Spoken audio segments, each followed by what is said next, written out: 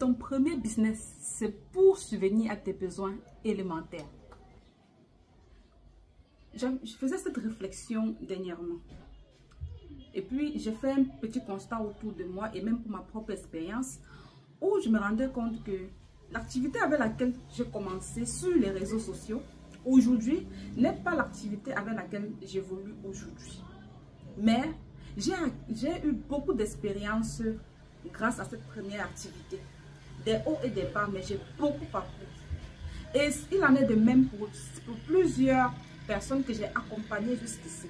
Et même pour certains apprenants ou bien certains entrepreneurs qui me contactent, je me rends compte qu'elles ont commencé avec certaines activités, elles ont évolué, elles sont aujourd'hui avec une autre activité ou alors un autre degré de cette activité.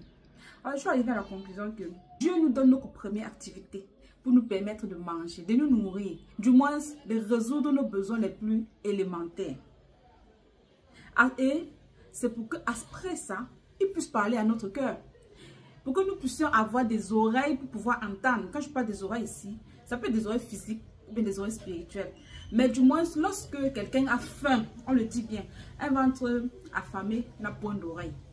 Et je pense que lorsque quelqu'un a encore faim, lorsque ses besoins élémentaires sont encore sur ses épaules, la personne a encore ce poids sur lui, il est difficile pour la personne de comprendre même de quoi est-ce qu'on lui parle.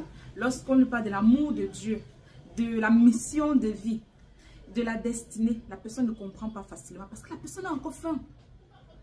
La personne a le poids de ses factures qui l'empêche même de réfléchir, de voir. Et à ce moment-là, toute personne qui sera prête à l'aider pour résoudre ce problème de facture sera la personne qui sera le premier à écouter.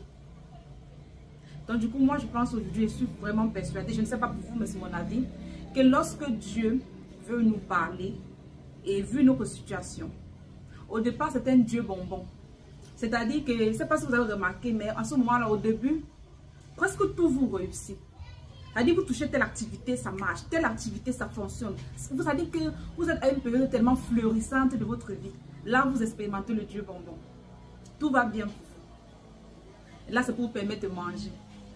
Chemin faisant, le temps passant, Dieu va progressivement parler à votre cœur.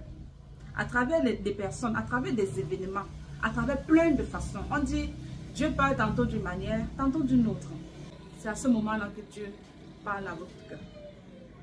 Et il vous oriente encore mieux dans votre mission de vie. Vers là où vous êtes supposé impacter des vies. Partage en commentaire ton point de vue avec nous. Et je te dis à très bientôt. C'était Blandine Toussi.